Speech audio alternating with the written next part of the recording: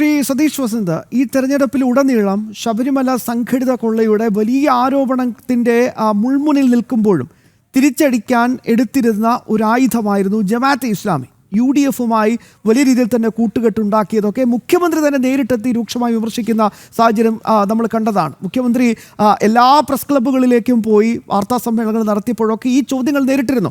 അപ്പോഴൊക്കെ അദ്ദേഹം പറഞ്ഞത് ജമാഅത്തെ ഇസ്ലാമി എന്ന് മാത്രമാണ് പറഞ്ഞത്.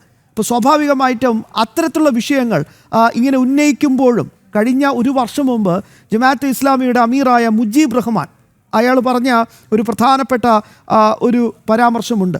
ഈ ചർച്ചകളിലൊക്കെ CPM-ഉമായി നടത്തിയ എല്ലാ ചർച്ചകളിലും പങ്കെടുത്തിരുന്ന പ്രധാനപ്പെട്ട ഒരു പാർട്ടി ഭാരവാഹിയായിരുന്നു മുഖ്യമന്ത്രി പിണറായി വിജയൻ എന്ന്. അപ്പോൾ ഇങ്ങനെ ആരോപണം ഉന്നയിക്കുമ്പോൾ ഇത് തിരിച്ചും വരുന്ന സാഹചര്യം എങ്ങനെ വിലയിരുത്താം? നോക്കൂ ശ്യാമേ, ജമാഅത്തെ ഇസ്ലാമിയല്ല ഒരു വർഗീയ കൂട്ടുകെട്ടുമായിട്ട് ഇടതുപക്ഷ സർക്കാരിന് ഒരു ഇതില്ല. ഇടതുപക്ഷ മുന്നണിക്ക് അതിൻ്റെ ആവശ്യമില്ലെന്നേ.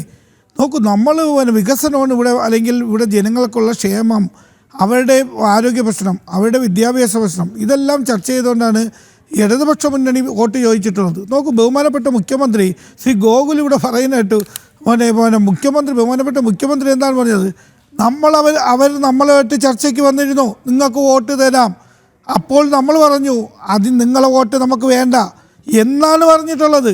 അത് ബഹുമാനപ്പെട്ട മുഖ്യമന്ത്രി നിഷേധിച്ചിട്ടില്ലല്ലോ.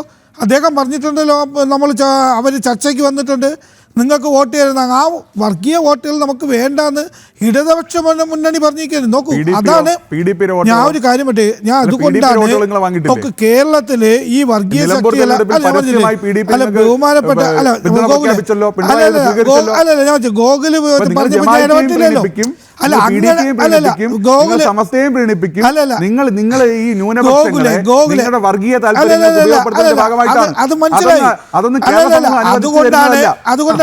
ജമാഅത്തെ കണ്ടാലും PDP കണ്ടാലും ഇനി ജനം തീരുമാനിക്കുന്നു. ഗോകുലിന്റെ ഒരു കാര്യം പറഞ്ഞത്, നേമം നിയോജകമണ്ഡലത്തിൽ ഒരിക്കൽ ഒരു അബദ്ധം പറ്റിയിട്ടുണ്ട്. എന്താണ്? കേരള നിയമസഭയ്ക്കകത്ത് രാജാവാലിന് വോട്ട് ചെയ്ത് നേമത്തെ ജനങ്ങൾ ചെയ്തു. അത് കഴിഞ്ഞിട്ട് ഇന്നുവരെ BJP-യുടെ അക്കൗണ്ട് തുറക്കാൻ പറ്റിയിട്ടുണ്ടോ? നിങ്ങളെ സുരേഷ് ഗോപിയുടെ അക്കൗണ്ട് ഇതൊക്കെ കണ്ടില്ലേ? തൃശ്ശൂർ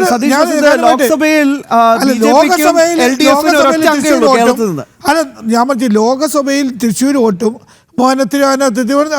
തദ്ദേശ തെരഞ്ഞെടുപ്പഴത്തേക്ക് ഇവിടെ ട്രിവാൻഡ്രത്ത് വോട്ടുമാണ്. ഇതെന്തിനാണ്? ഇതാണ് അങ്ങോട്ട് ഇത് ഡബിളാ. ഭാരതത്തിന്റെ നിയമമാണെന്ന് ഞാൻ ഒരു കാര്യം ഗോകുൽ, ഇതൊന്നും കൊണ്ട് ജനങ്ങളൊന്നും ഇത് വരില്ല. നിങ്ങൾക്ക് പറയാനുള്ളത് ഒരു ശബരിമല വിഷയത്തിൽ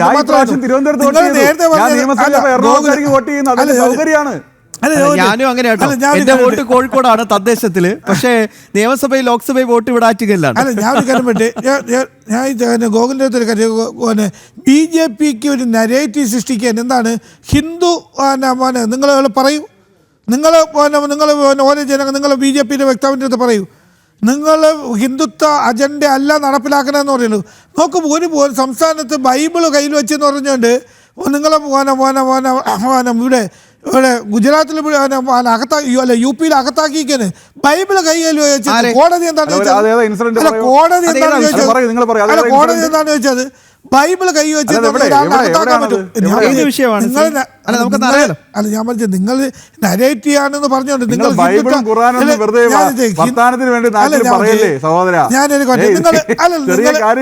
ഞാൻ പറഞ്ഞത് നിങ്ങൾ ഇന്ന ഭക്ഷണേ കഴിക്കാവൂ, നിങ്ങൾ ഈ രാജ്യത്ത് ഇന്ന ഭക്ഷണേ കഴിക്കാവൂ, ഇന്ന ഡ്രസ്സേ ഇടാവൂ എന്നൊക്കെ പറയുന്നത് ഈ ജനാധിപത്യ രാഷ്ട്രത്തിൽ വേറെ എവിടെ ഉണ്ടെന്ന് നിങ്ങൾ പറയൂ.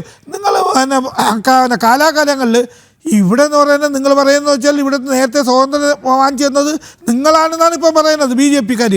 BJP പറയുന്നു നമ്മളാണ് ഇന്ത്യക്കകത്ത് സ്വാതന്ത്ര്യം വെച്ചത്, രാഷ്ട്രപിതാവിനെ മാറ്റിയിട്ടുണ്ട്. നിങ്ങളെ നിയമസഭയ്ക്ക് ഞാൻ പറഞ്ഞത് നിങ്ങളെ പാർലമെന്റ് കെട്ടിയപ്പോഴത്തേക്ക് അവിടെ കൊണ്ടൊന്നും ചോദ്യം വയ്ക്കാണ്. ഇതെന്ത് BJP-യുടെ പൈസ മാറ്റിയിട്ടുണ്ട് നിങ്ങൾ എന്നിട്ട് പറയുന്നത് നരേറ്റീവ് ഈ ഞങ്ങൾ പറയുന്നു നമ്മൾ ഹിന്ദുത്വ ഭാരതത്തിന്റെ സംഘടനയിലാണ് സാംസ്കാരിക BJP. ദേശീയതയുടെ ബിംബമായ രാമക്ഷേത്രത്തിലാണ് ഉയർത്തിയത്. അല്ല ഞാൻ പറഞ്ഞു, ഞാൻ ഒരു കാര്യം വിട്ട് നിങ്ങൾ പറയൂ, ഞാൻ ഒറ്റ കാര്യം പറഞ്ഞിട്ട് നിങ്ങൾ പറയുന്നു നമ്മൾ BJP എന്ന് പറയുന്നത് ഹിന്ദുത്വ അജണ്ട വെച്ച് മുന്നോട്ട് പോയെന്ന് പറയൂ. ശരി, ഒറ്റ കാര്യം ഞാൻ ചോദിച്ചോട്ടെ. നരേന്ദ്രമോദിയുടെ പദ്ധതികൾ ഹിന്ദുക്കൾക്ക് മാത്രമാണോ കിട്ടുന്നത്?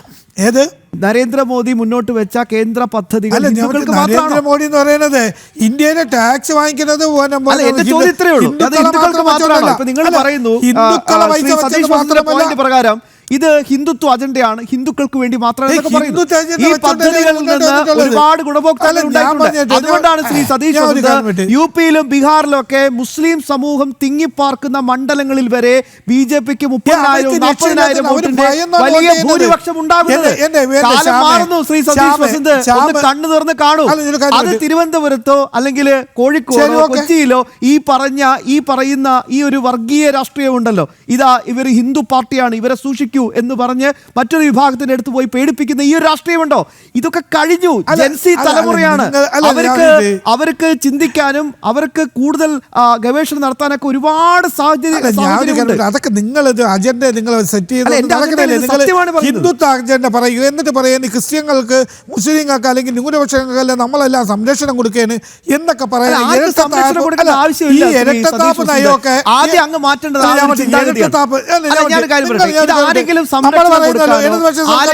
ആരെങ്കിലും ഡിപ്പെൻഡന്റ് ആയിട്ട് ജീവിക്കാനൊന്നുമല്ല.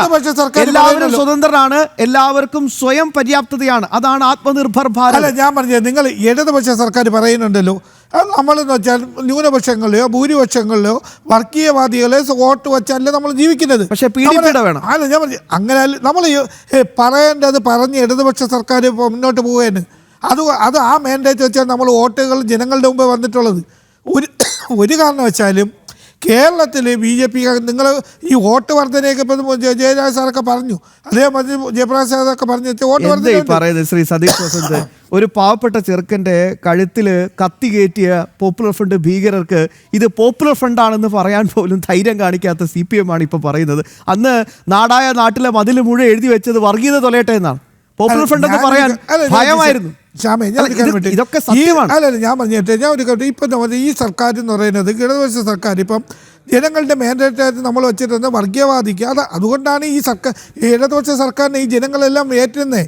നിങ്ങൾ നമ്മളെ വർഗീയത ഇപ്പം തന്നെ നിങ്ങൾ ഇലക്ഷൻ കഴിഞ്ഞല്ലോ, എവിടെയെങ്കിലും അവസരങ്ങളോ ഇതെല്ലാം വന്നിട്ടുണ്ടോ? എന്താണ് അത് വർഗീയ സംഘർഷങ്ങൾ വന്നിട്ടുണ്ടോ ഈ 10 വർഷത്തിനിടയ്ക്ക്? ഇടതുപക്ഷ സർക്കാരിനാണെന്ന് എനിക്ക് പറയാൻ പറ്റില്ല. ഇന്ത്യയിലും ഒരു സ്ഥലത്തും ഇപ്പൊ വർഗീയ സംഘർഷങ്ങളില്ല. അത് ആണൊരുത്തർ അവിടെ ഭരിക്കുന്നുണ്ടോ? അല്ല ഞാൻ നിങ്ങൾ ഇതൊക്കെ പറഞ്ഞു എന്താ മതി, കേരളത്തിൽ ഇതൊന്നും വേവില്ല. BJPയുടെയും RSSന്റെയും സംഘപരിവാറിന്റെയും അജണ്ട ഒന്നും ഇവിടെ വേവില്ല. അത് ഇവിടെ എന്ന് പറയുന്നത് ഇവിടെ വർഗീയത എങ്ങനെയാണെന്നറിയോ ശ്രീ സതീഷ് വസന്ത്? അങ്ങയിലേക്കും ഞാൻ അതൊന്നും പറയട്ടെ. ഇവിടെ വർഗീയത എന്താണെന്നറിയോ? ഭാരതാംബയെ പൂജിച്ചുകൊണ്ട് ഒരു പാട്ട് പാടിയാൽ അത് വർഗീയതയായി ചിത്രീകരിക്കപ്പെടും. ഇതിവിടത്തെ വർഗീയ പരിപാടികൾ കാലം തള്ളിക്കളഞ്ഞു. ഞാൻ പഠിച്ചത് തിരുവനന്തപുരം SM സ്കൂളിൻ്റെ അകത്തുണ്ട്. അവിടെ ഭാരതാംബയെ വെച്ചിട്ടുണ്ട്. ആ ഭാരതാംബയുടെ കയ്യിൽ പെട്ടിരിക്കുന്നത് ദേശീയ പതാകയാണ്, അവിടെ കാവിക്കൊടിയല്ല. അതിനാണ് നമ്മൾ എതിർക്കുന്നത്. ഒരിക്കലും നമ്മൾ ഭാരതാംബയെ നമ്മൾ എതിർക്കണമല്ല. ആ കൈ പിടിക്കുന്ന ആ ഇതെന്ന് പറയുന്നത് ദേശീയ പതാകയാണെങ്കിൽ കുഴപ്പമില്ല. അവിടെ കാവിക്കൊടി പിടിക്കുമ്പോഴാണ് അത് പ്രശ്നങ്ങളിലേക്ക് കാവിക്കൊടിയായിട്ട് നിങ്ങൾ അത് അവഗണിക്കരുത്. ഒരിക്കലും അല്ല. നിങ്ങൾ മനസ്സിലാക്കേണ്ടത്, നിങ്ങൾ ഈ പറയുന്ന വർണ്ണങ്ങൾ, നിങ്ങൾ ഈ പറയുന്ന വർഗീയത, നിങ്ങൾ ഈ പറയുന്ന ബൈബിള്, ഖുറാൻ, ഈ പറയുന്ന മതം, ഇതൊക്കെ നിങ്ങൾ ചർച്ച ചെയ്യുമ്പോൾ നമ്മുടെ നാട്ടിൽ നടക്കുന്ന വികസനം നിങ്ങൾ കാണുന്നില്ലേ? ഞാൻ ഒരു കാര്യം നോക്കി വായിച്ചോട്ടെ.